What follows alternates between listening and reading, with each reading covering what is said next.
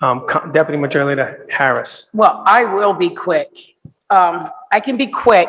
However, my relationship with the Providence Police Department goes back to 1998. Oh, you're shaking your head.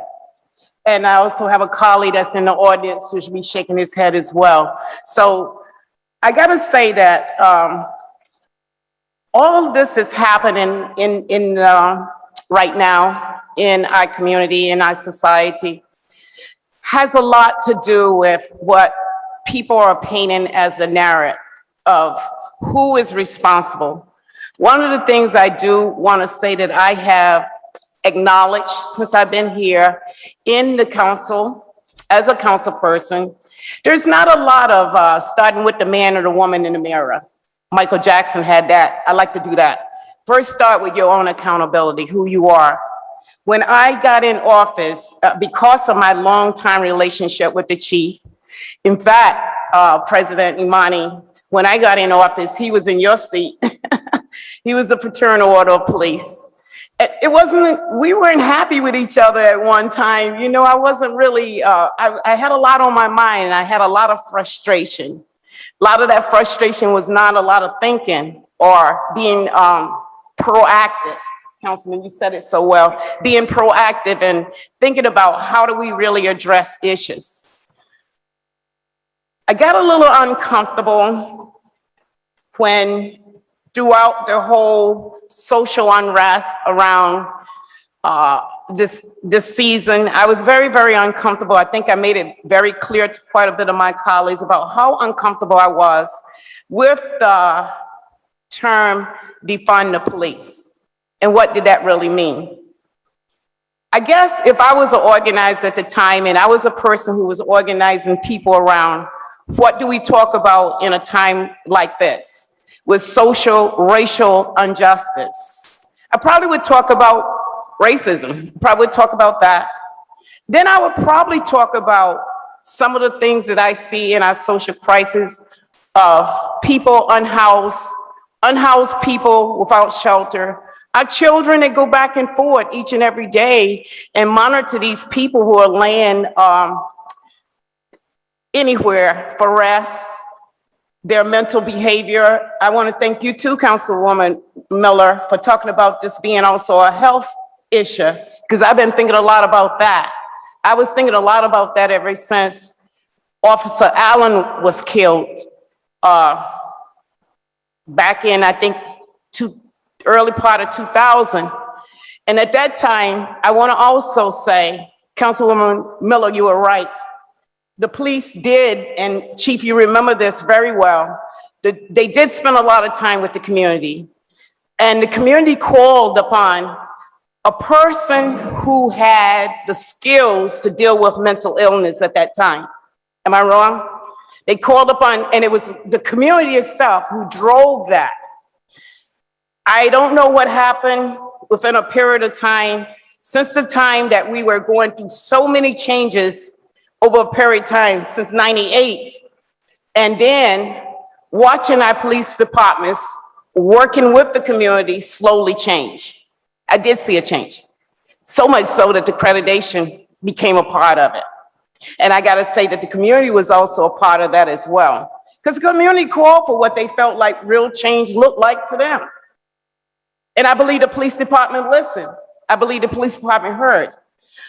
Since I've been in office, I noticed that it's not a lot of that community relationship between police and community. Now, I'm not talking about council people and their community meetings. I'm not talking about that. I'm talking about what it used to be when there was really, police really engaging in different things that when things happen, really came out. I remember many of those meetings. And those meetings did lead to accreditation and for us to get back. We do know that everywhere else around the globe, there is less response of how community and police get together, less than what we have here in Providence. I mean, I've seen a lot of building here in Providence. I've seen it over and over and over, good or bad indifference. I want to say that when I got in office, I felt comfortable enough to say the chief because of our long years of relationship and growing to know each other and growing towards the community and watching how the community itself have made a big impact on who we are here in Providence. I asked him to send me some good people. I said, send me some good people to my neighborhood. No crazy people. I don't want no crazy. I don't want crazy in my neighborhood. I want someone who would come to my neighborhood and help meet with my neighbors, talk to my neighbors, get to know my neighbors, calm things down. I'm gonna be honest with you, I have a challenging neighborhood, a very challenging neighborhood.